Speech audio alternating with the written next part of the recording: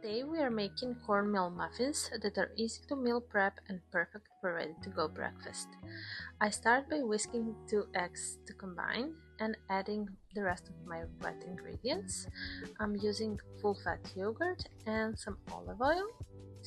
I'm gonna quickly whisk this to combine and add the rest of my dry ingredients.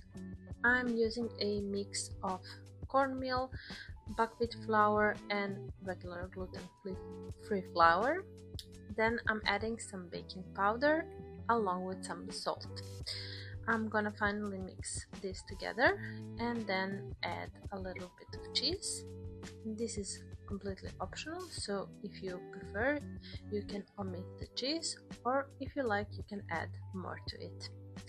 Just roughly mix this together, not to break the cheese parts. And then we're gonna transfer it to our molds.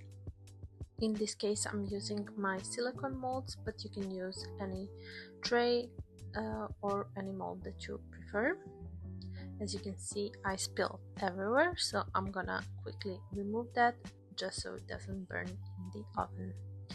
I'm finishing up with some sesame seeds, but you can add any other seeds that you like, or you can completely omit this as well. Once this is baked, transfer it to a plate and enjoy.